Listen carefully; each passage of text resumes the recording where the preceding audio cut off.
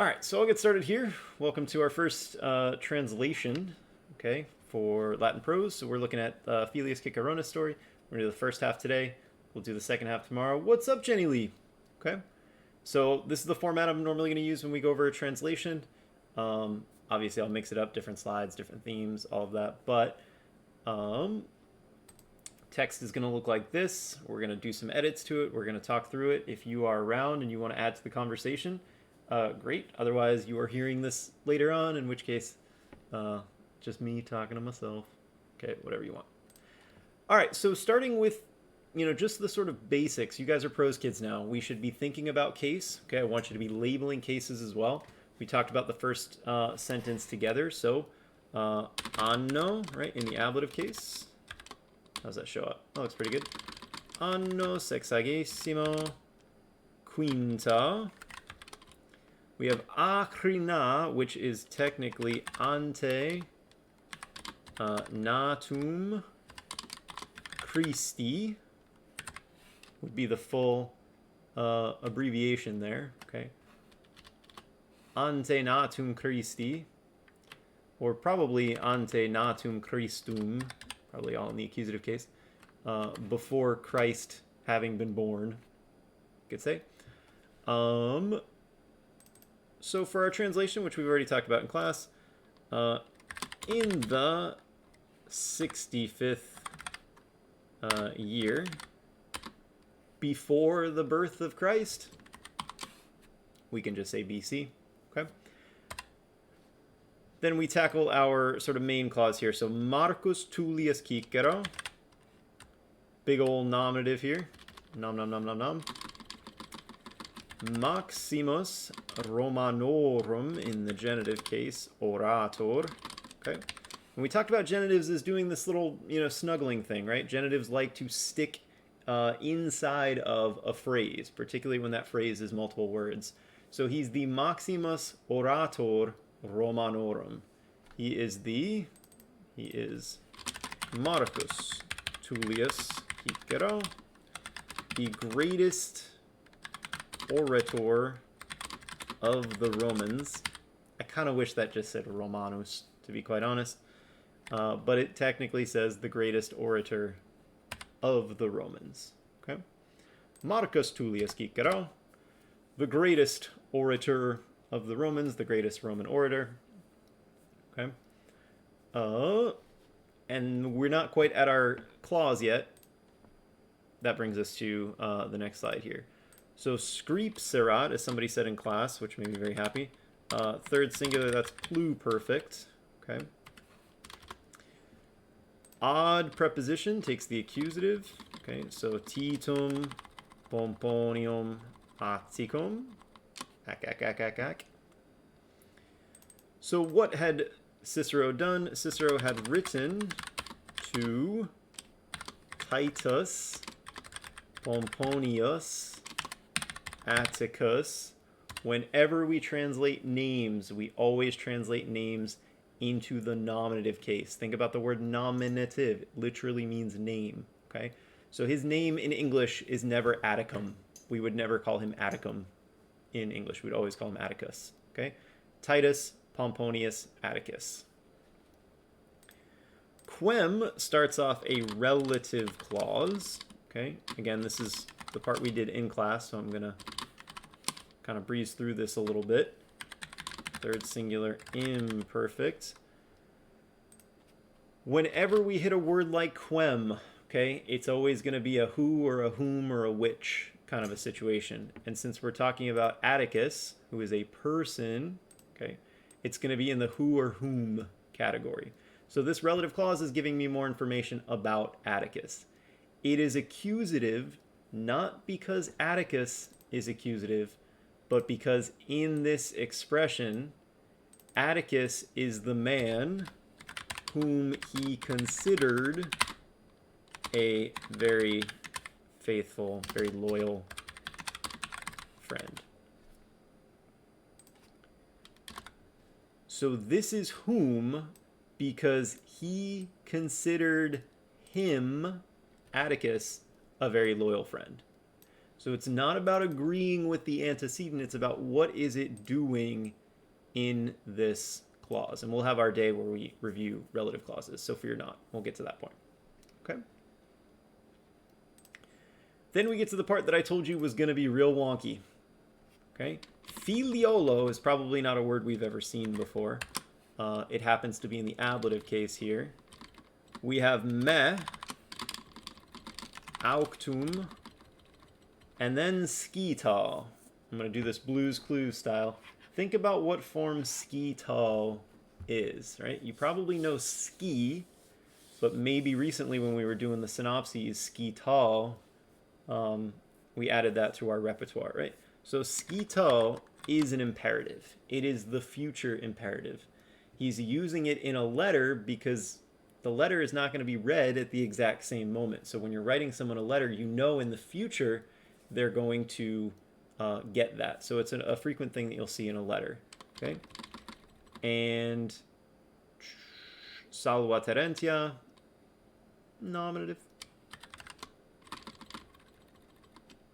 Just kind of boring. Okay? So when he tells Atticus skito, he's telling him, know, right? Be aware.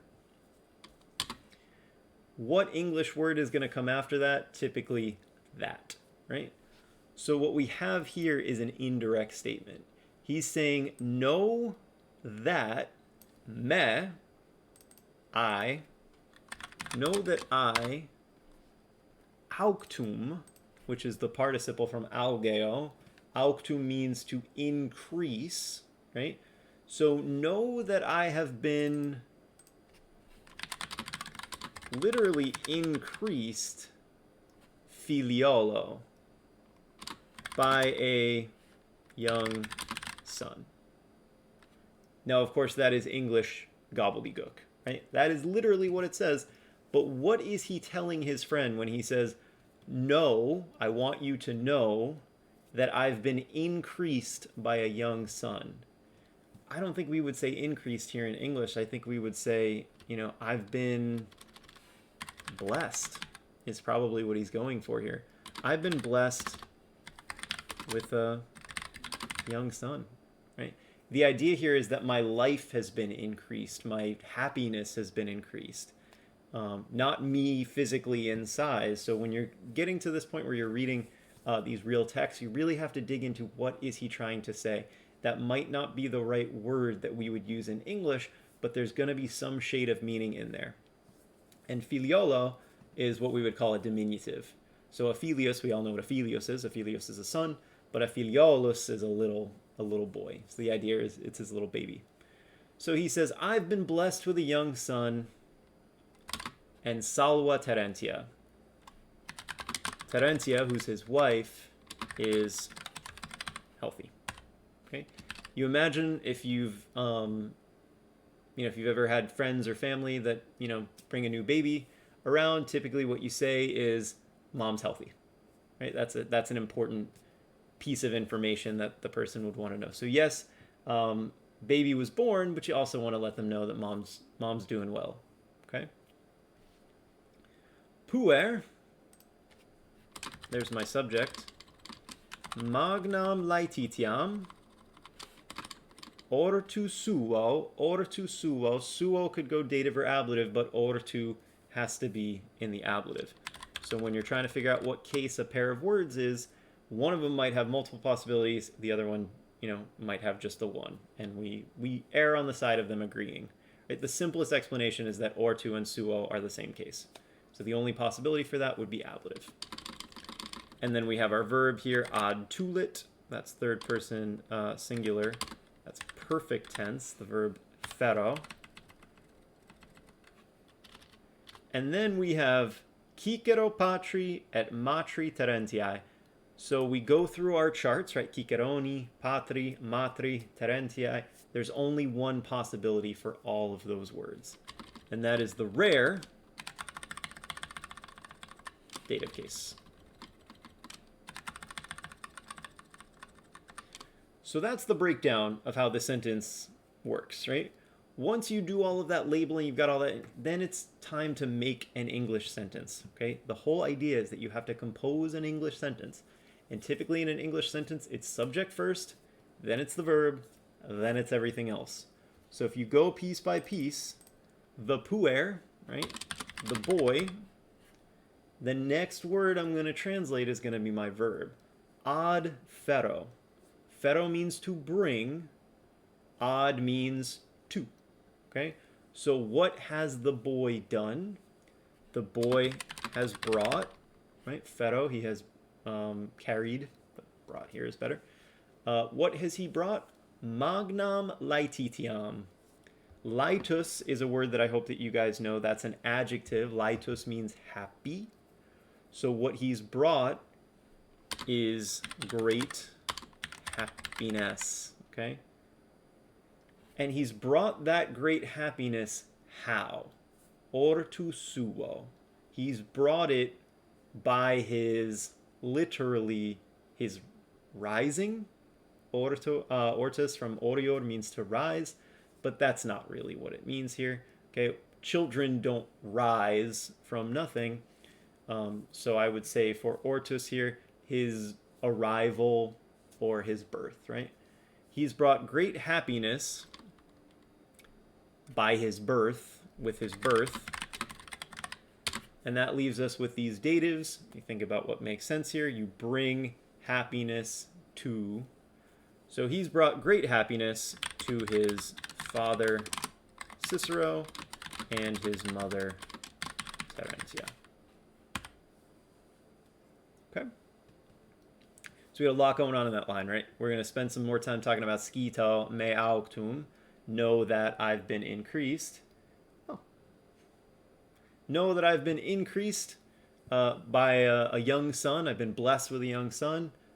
Terentia is doing great. Always a good thing to add.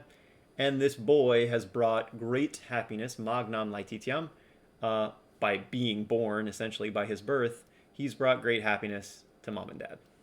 Okay.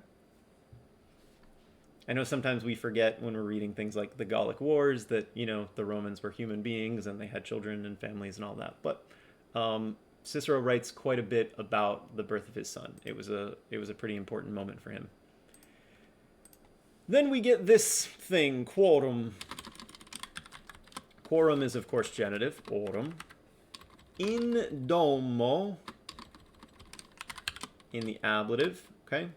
So just tackling that first part there. Quorum in domo, quorum being genitive, so instead of saying who, we would say whose, right? In domo, in the house. So when you put all of those together in English, you get in whose house. The idea being in their house, in the house of Cicero and Terentia. So in whose house, usque ad id tempus, that's a big old prep phrase. Usque ad means up until, and it's usually followed by tempus. Up until that point, in whose house, una filia, tantum means just like just, it's kind of an adverb, or only might be a good translation. And then we get our verb here, creverat, right? Another pluperfect, very common tense in Latin. So you imagine there's a great big joy when this little baby is born, because in whose house, meaning in Cicero and Terentia's house, up until this point, una filia, one daughter, and tantum here, just one daughter, creverat. Now creverat, crevi comes from cresco. Cresco means to grow. It's not growing in the sense of a plant or a tree. It's growing in the sense of a human. So I don't think grow is the best translation. Probably grow up, right? Up until this point, just one daughter, had grown up. So up to this point, in Cicero and Terentia's house, just one daughter had grown up, nomine Tullia. And this is how they would say, and they'd use the ablative here, nomine. She is literally Tullia by name. But we would never want to translate that way because that's not how English works. So we would probably say either by the name of Tullia, by the name Tullia, Tullia by name, or I think we just say named. One daughter named Tullia. So when you have these relative clauses, right, sometimes you got to go back and make sure everything kind of lines up. So one daughter had grown up in their house, right? So quorum being in the genitive, it's showing possession. Whose house? Their house. In their house, up to this point, there had just been one daughter named Tullia. Now, why is her name Tullia? Why would Cicero's daughter be given the name Tullia?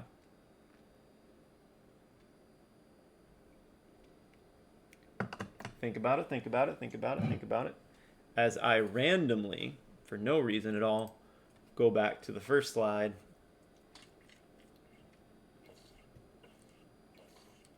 And take a sip of water. I'm doing this Blue's Clues style, right? Imagine that poor guy Steve when you're filming Blue's Clues and you like have to leave those pauses for people to answer questions. It's awkward, right? You know at some point in the future some child is going to scream the answer at the screen. So I'm hoping that you guys are the children while watching this video who are screaming the answers at your screen. The answer is, his name is Tullius, right? Cicero's family name is Tullius. And the way that names worked in Latin for girls was that you just took the family name, the feminine version of whatever the family name is. So anybody who was born in this family, the Tullii, the girls were named Tullia. If you were from Julius Caesar's family, Gaius Julius Caesar, your name was Julia, right? So girls' names were real tricky, okay? There wasn't a whole lot of freedom. You kind of just got your family name. And if a family had two daughters, they would both have the same name. And they would usually distinguish them by saying mayor and minor, right? Julia the older and Julia the younger. So unfortunately, there's a relic of kind of sexism at that point, that women didn't really have their own names. They kind of just were the feminine property almost of their family. It's pretty gross when you think about it. So she was named Tullia. Tum. Then cum. Now this word cum here is the conjunction cum. I know this is not the preposition cum, okay, for a couple of reasons. The biggest one being, if it were the word with, the preposition cum, there would need to be an ablative somewhere nearby.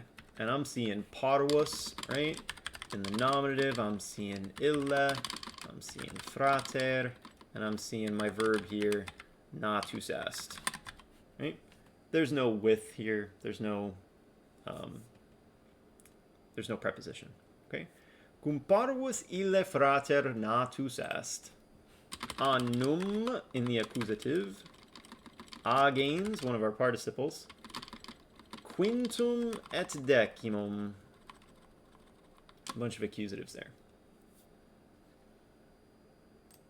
So tum here means like at that point, or then, right, at that time.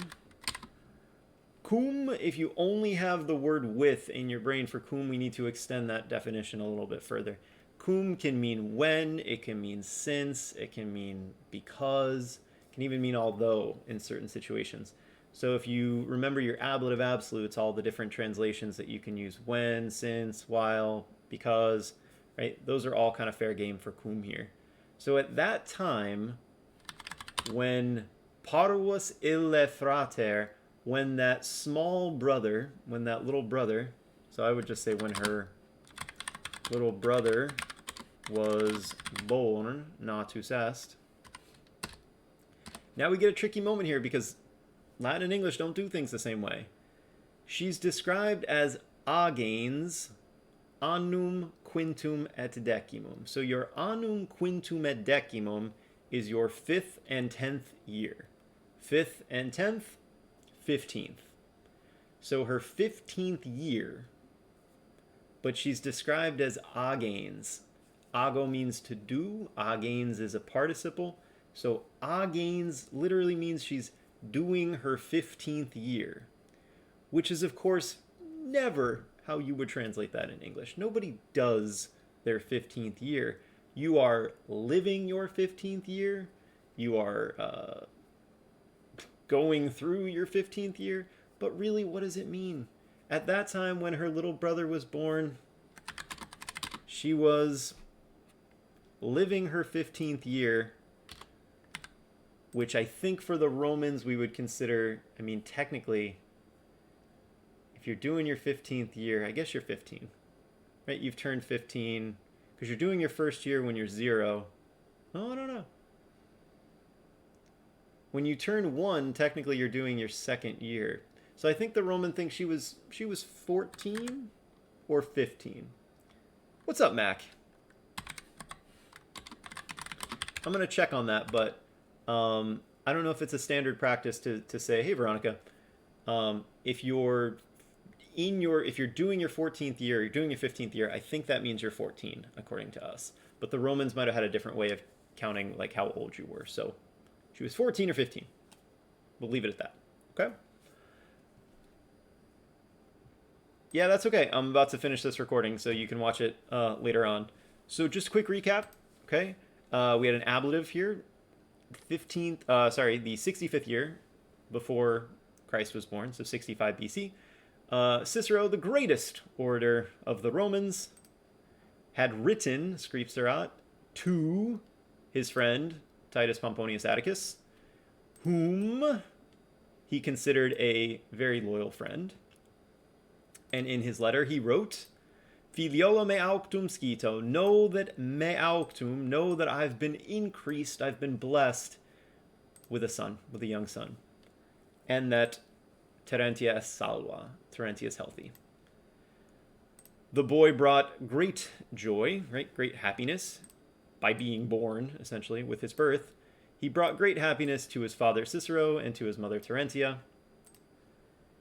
in whose house, up to this point, usque adi tempus, una filia tantum, just one daughter had grown up, named Tullia. So at this point, he's got to wait 14, 15 years after having a daughter before he has a son. And of course, being the patriarchal culture that ancient Rome was, having a son was a very, very big deal for a father. It was somebody that you would pass your namesake onto. They would be your heir. You know, a daughter is likely going to get married off into another family and kind of leave you, but your son is sort of your legacy. So he was very, very proud to have his son. At that point, when her little brother was born, she was about 14, 15 years old. Okay? So that's part 1. You guys should finish the vocabulary and labeling and all that good stuff. And tomorrow I'll do another short recording for part 2. Okay? So I'm going to cut it here. We got 25 minutes. It'll be about 22 minutes. Excellent. Awesome. Thank you guys. I'll see you in class.